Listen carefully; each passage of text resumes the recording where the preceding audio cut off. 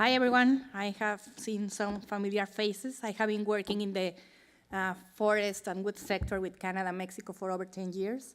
And I have been both working in the East Coast and West Coast.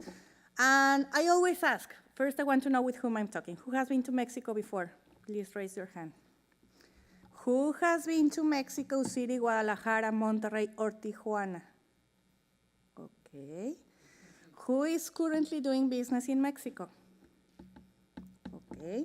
So I'm not that bad if I say that when you are thinking of Mexico, you think about this, right? Right now, I'm back home, I'm 30 Celsius, and I came here and I say, okay, here's still snow, and everyone is like, really? We're like already on spring or whatever you call summer. So this is the first thing that I say, why you are not doing business in Mexico, because this is not Mexico. Okay, this is a place where you go and enjoy good weather, beaches, and everything, but Mexico is much more than that. We are nearly 130 million people now. And as you can see, I'm pregnant, and it's a young population. Everyone is having kids. So the challenge is how to keep having a market that supplies the growing population, totally opposite from Japan. We are not getting older, we are getting younger. 54% of the population is less than 30 years. So it's a lot of new people going there and requesting houses, furniture. I'm just talking of goods that uses wood. And unfortunately, it's a nation where the rich and the poor are on the same area. We have a lot of social disparity, and you find the richest man in the world used to be Slim, which is on the telecom sector, but we also have over 40 million people that lives in the poverty. 3/4 of the population already lives in urban areas. When I mention Monterrey, Guadalajara, Mexico City, those are the 3 major cities, and you can see are in the green ones, and it's what we call the golden triangle. Most of the economic activity in Mexico is among that golden triangle. When I mention Tijuana, Tijuana has again relevance in Mexico because of the number of the manufacturing sites and activities that he's being there. And it's just in the west, is the first dot red that you can see just beside California. And it's a lot of wood consumed there because of the manufacturing activity. All the red dots are the borders that we have with the US, that we have significant also manufacturing sites there. What we have in Mexico for the last 30 years is globalization.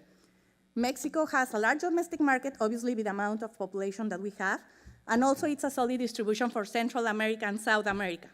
We have been having a lot of agreements that I will discuss later.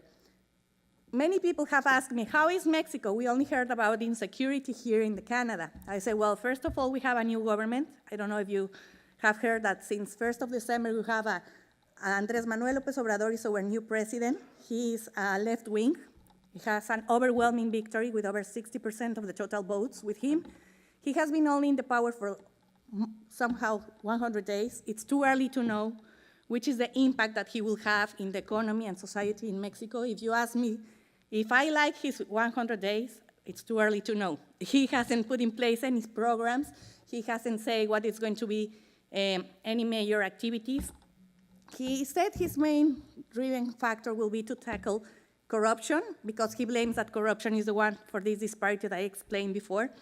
Unfortunately, the new NAFTA, which is called in Mexico the TMEC, so if you heard TMEC, it's how it's called in Mexico, was signed on 30 November 2018.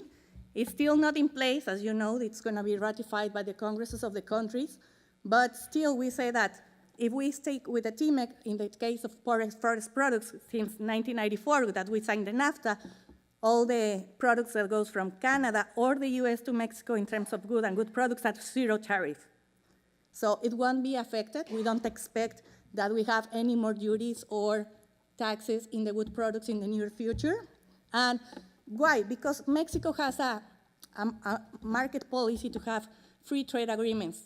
I just heard that Sean was telling that you were waiting for 20 years to sign a free trade agreement with Japan. Mexico has already signed a free trade agreement with Japan, but not only with that. 90% of our international trade is doing with free trade agreements. So maybe you say, okay, I have a competitive advantage Canada because we have zero tariff. Okay, but as you, Chileans doesn't pay duties. Brazil has almost zero duties. So we have a lot of countries that can send the products to Mexico with zero duties. Canada is also one very important partner from us. We have increased our exchange 160% since we signed the NAFTA. Unfortunately, forest is not one of the main exports from Canada to Mexico. Basically, you export to us vehicles, grains and cereals, polymers, steel, and electrical products. Good products has been increasing on an annual basis, you will see, but not as I would like to be, as I've been working for these 10 years, and I see which are the efforts that all the government and the associations have done, but we still haven't done that. How has been the exchange rate? For Mexico, it's very important, the fluctuations of the exchange rate in the commodities. Somehow, in this 2019, it has been stable. This graphic shows how it has been in the last year. You can see that 2018, it was like a roller coaster because we have the elections and no one knows who was going to win, and it was a lot of uncertainty in what it goes. But right now it's 1920, that's from last week. Today it closes below 19, like 18.94. So it has been somehow stable.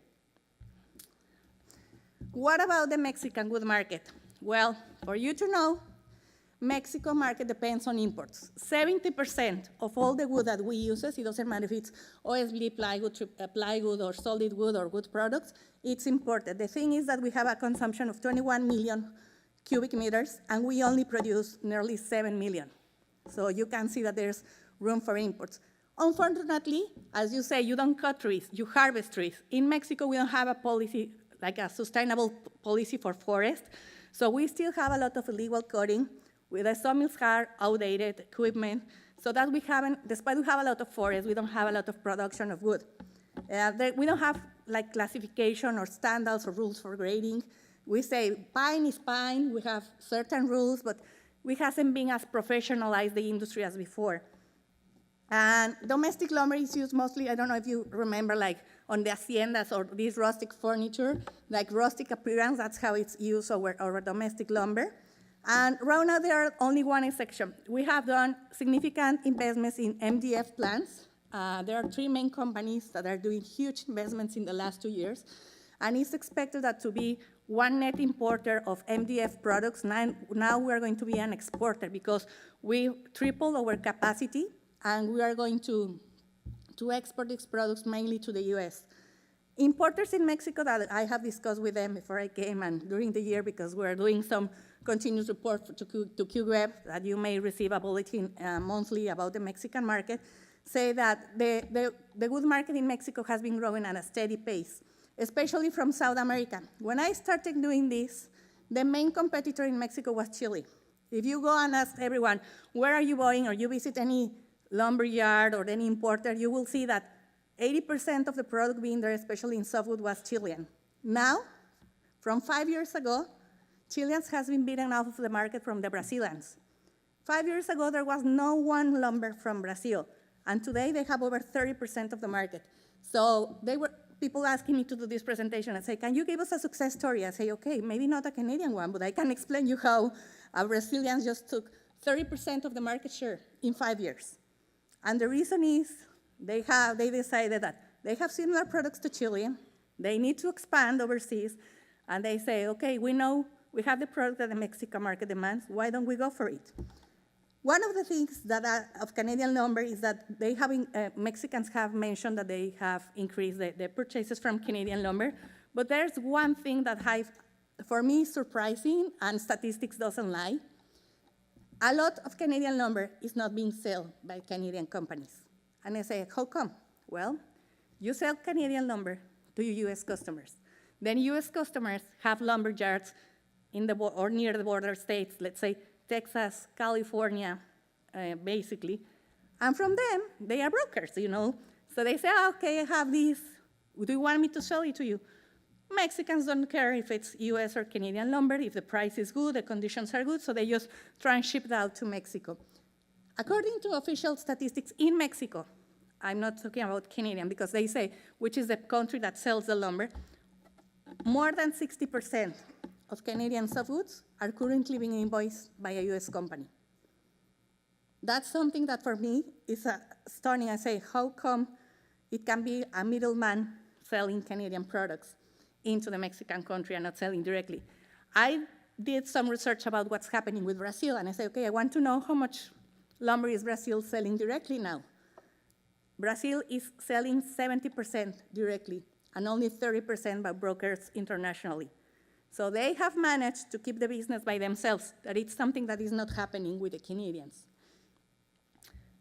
Mexico imports, and I'm talking about statistics. As you can see, I'm divided these graphics between softwood and hardwoods. In softwood, US is only our main supplier right now. This is for the year 2018 with 57% of the total imports. Then now it's following by Brazil. For whoever has been explored the Mexican market, 5 years ago, this graphic should say Chile, like with almost 45% of the total pie. And then now Chile only has 8%. The reason why is also that Chile has other markets. It's not that they say either to reduce the production of wood, they decided to export to other markets, like Russia and other countries. And Canada has only 4%. So it's true that Canada has been gaining market in Mexico, but hasn't been growing as much as the market is growing. In the terms of hardwood, obviously we don't import as much hardwood as softwood. It's a limited market because we have tropical woods, domestic, that we use in similar applications as the hardwoods. US is again the main competitor in the market, followed by Germany. Since 2012, as I mentioned to you, Canada has been steady growth in softwood sales in this country, but in 2018 it was larger growth. Mexico is one of the few markets where Quebec export as much as British Columbia. If you see geographically, we have just US between us, but either BC can attack the Pacific states and Quebec can go to the border regions on the east.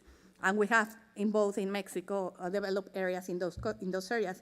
From January to November 2018, the value of Quebec's exports to Mexico increased by 65%, compared to the same period in 2017, reaching almost 11 million Canadian dollars. If you compare what is the total softwood imports in 2018 from Canada to Mexico, it's nearly 37 million US dollars.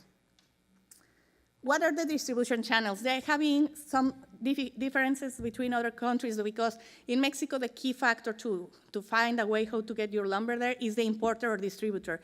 If you say, I want to go and sell to a developer, or if you want to go and say, I want to sell to a furniture manufacturer, that will be limited. Mexico, the figure of the importer and distributor is key in this market.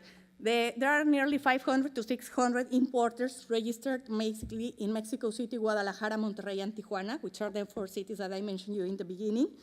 And they used to have lumber yards. And these lumber yards are the central distribution system of wood in Mexico.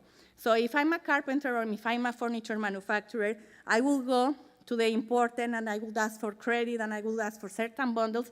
And the reason is that I don't have the capacity to store big rail cars of wood at once. So they take advantage that someone else is taking the credit risk. I just ask for whatever I need for the daily production or a weekly production instead of storing the product by myself. Okay. The same happens in carpenters or good door manufacturers or windows. They don't import directly, and the developers also decide to buy from these importers, wholesalers. There are no transportation barriers between Canada and Mexico.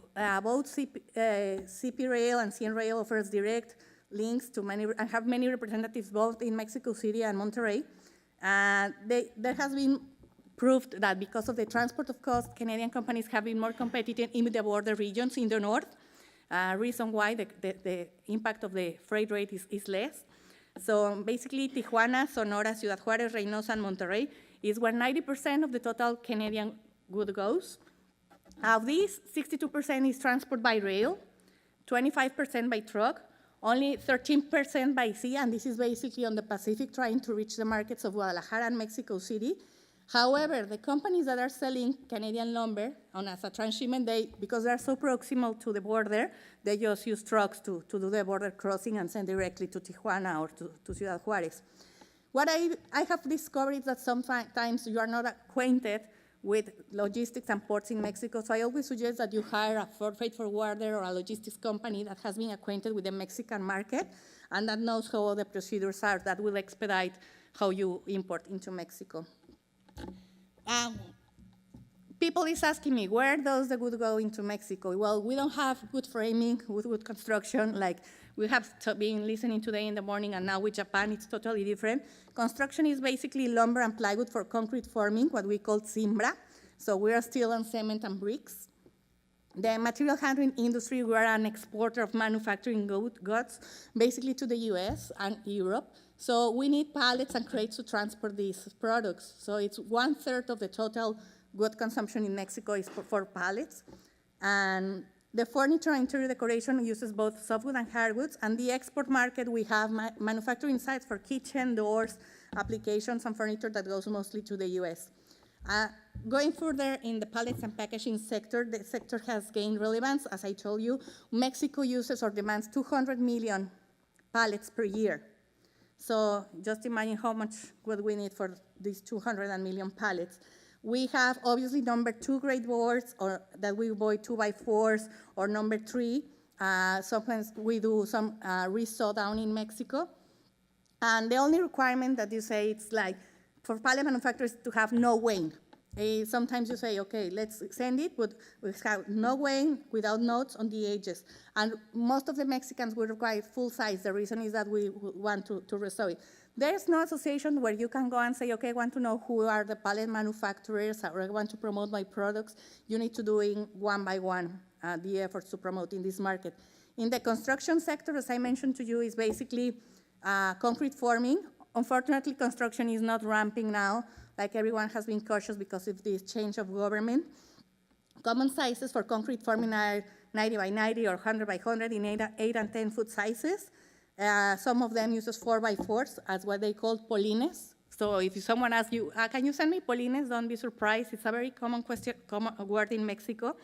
The challenge is here to find a distributor or an importer that has good relations with builders and developers in the main cities, because that's the only way you will target this target. Good homes, log homes, and good trusses is not yet there. It has not caught up. Like if you say, I want to promote this type of construction in Mexico, it has been very difficult. It's like a social stigma on how to build with wood. Basically, we have Cemex, which was one of the largest cement company in the world, and they do a lot of promotion to continue with the construction with cement.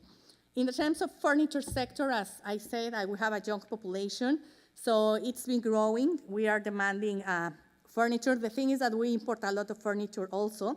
So once it was a buoyant business, the manufacturing of furniture in Mexico. Now it's been recovering, and they are trying to attack the US market. So we can say that 1/3 of the Mexican wood that is consumed will be for the furniture. Unfortunately, there's also cheap furniture that is made of MDF. So there's only a market niche that continues doing 100% solid wood.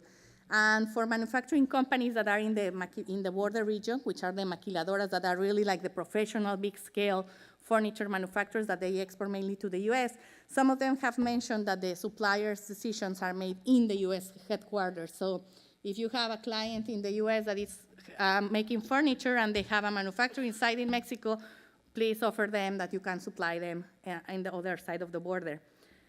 Each region in Mexico is different. We are very regional. If you go to Monterrey, it's different if you go to Guadalajara or if you go to Mexico City. Mexico has its own rules or their own grading, say 1 to 6, and it doesn't matter anything for the other. Obviously, the lower will be the pallet for construction, and clear grades will be for furniture and carpentry. In terms of imported products, because the US has been our main supplier for years, the grading for the US products is the one that dominates the market. But for me, the most important thing is when someone asks you, I want a number 2, instead of sending the quotation first, ask your client what a number 2 means for you. Because it can be totally different, and you can say, even from a sawmill, from the ones that work with different sawmills, you know that sawmills have different variations on terms of grading. So it might work different that I say, I'm thinking of a number 2, and a number 2 will be totally different for you. Mexico is not a dump. Sometimes I say, no, I don't like Mexico because they only want cheap product, and they want, no, it's not a dump. We want, obviously, it's not a high-end market, There are opportunities, but you need to ask really what will be for the work. Market prices, we don't have any random links or Madison Canadian Lumber report. The prices and costs are negotiated between buyer and seller. Payment terms are 30 to 60 days after the shipment. Most common is free on board, either in the port or border. And Chile and Brazil offers medium-term long prices. So you commit with them on a certain volume, they will keep the prices. We know this is not the case for Canada or the US, but just for you to know. The cost makes the only thing that the importer needs to pay when the shipment enters to the border is the VAT. It's 16% VAT. And most of the negotiations are based in the US dollars. The Mexicans are not acquainted to deal with Canadian dollars, so we'll be in the US. And the prices in the last month has been somehow flat. They don't expect this to ramp up that much, and they have still inventories. And because of there's no fluctuation in the dollar, they don't expect significant changes in the next and following months. The only requirement, if someone wants to buy from you, and I believe there won't be, is that they need to be registered on a special tax importer, like importer of record. So basically, it won't be a major thing for you to sell to Mexico. What can I say? Mexico is big. It's 130 million. So if someone comes to you and I say, okay, I'm going to be your exclusive distributor in all Mexico, that's not true. You need to find someone that attacks a regional area. And you need either to have one in Tijuana or one in the border, one in Monterrey, because no one will be able to cover the whole country. Mexican law is very strict. I have worked with US and Canadian companies that, okay, I'm missing this, and just correct by hand the documents. That doesn't work in Mexico. Mexico, for a single dot, they say, no, this document won't go back.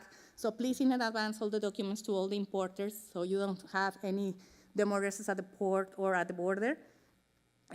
Also, the customs are very strict about bark presence. There has been a lot of rejections, not from Canada, but from other countries if there's bark in the shipments. Just for you to know, as I mentioned, pallet manufacturers, they do have the volume to import directly. Furniture, doors and windows, maquiladoras import directly, but non-builders or developers. And one of the things that I have seen is that a Canadian goes to Mexico, not only in the goods sector, but they say, Nora, we went and have so many meetings, and everyone in Mexico seemed very excited to do meetings with us, to do business with us, and that the product works well. I came back, I haven't heard from them. Okay, that's the major barrier that I have found between your culture and the Mexicans. Why? Mexicans won't be proactive as the US or the Americans, or if you want to do business in Mexico, you are the ones to do the job. You need to do the follow-up. And follow-up doesn't mean send an email and wait that the Mexicans magically answer. I'm a Mexican. Sometimes for me, to get a meeting, let's say if you want to go and have a meeting with an importer, I need to call them 10 times. I'm a Mexican. I'm not asking them the meeting by email like, this company is coming, they're selling you. I need to call them and say, look, how are you? I'm going to send an email regarding who's coming and this offering. Did you receive my email? Second, no, I'm resending to you. 3, did you read the email? No. You got it? Yes. You read it? No. Okay, I'm explaining to you. It sounds funny, but it's how it is. And they were telling me, some of the sellers upstairs, they say like, oh, and I hate that you and Latin Americans use WhatsApp a lot. Yes. If you go and ask WhatsApp, the main market for WhatsApp is Mexico. So even for me, it's like, whenever I go off, I will have like, no phone calls, but like 50 WhatsApps waiting for me to be answered. So I said, okay, send a WhatsApp. Hi, how are you? This is Ben. I met you in this. With whom do I get to send you price list? Also, Mexicans do not speak English. However, they won't say, I don't understand English. You ask them, a Mexican, do you speak English? No, but I understand. Okay, yes or no? They won't say no, because they will feel that they are not educated, but then it's going to be an asset for you to have someone who speaks Spanish. All the success stories that I have had in the forest sector, they have someone who speaks Spanish. And one of the things that I consider why the Americans do business is because they have a lot of Latinos working with them. I came here, and I came to GBM on the West Coast, and I say, how many Latinos or how many Spanish-speaking people do you have in this industry? Very few, and I don't understand why. It's a business culture, and they ask you personal things like, I call them and how is your baby? How are you doing? How is your family? You as Canadians are super warm, but never go that far. So Mexicans is a term like they want relations, and everybody's in confidence. And confidence means you can ask me everything about my family. If I have a wedding, I invite you to the wedding. So it's more like a friendship. So there are companies that have been buying from them for years. And why they will change? I will go and buy from my regular US broker instead of buying from you directly. And it's important, as I mentioned before, to have knowledge of the logistics. Mexico is not all your potential clients. You know, one of the things is that if you say, okay, I'm selling to Japan, I'm selling to the US easily, my products, why will you go to Mexico? Well, the decision will be on you. I will never be as big as your main market, which is gonna be the US. But if you are interested, you need to put time and effort on it. You need to review the import regulations. They used to change more. That has been stable in the last 4 years. Sometimes the size and complexity of Mexico, it's unappreciated by UX exporters. As I mentioned to you, not all Mexico will be your client. There's no origin preference. Like if you say, but look, this is a good Canadian lumber, and I say, okay, it doesn't matter, it's just a commodity. I don't matter if it's from Canada or from the US. So we have been working with different associations and events. I'm just for whoever wants the presentation, you can go and click online on these associations who can tell you who are the importers in Mexico. There has been 3 main events in Mexico to promote, SIAC, Tecnomueble, and Magna Expo Mueblera. Canada has had presence in these shows. So for whoever is interested in promoting the Mexican market, it will be a great showcase. The next one will be Tecnomueble, which is in August. It is the main one for the goods sector, and most of the importers attend, and it's a good starting point for whoever wants to discover Mexico and to then follow up. And that's it. I don't know if this was too much information or in just 25 minutes.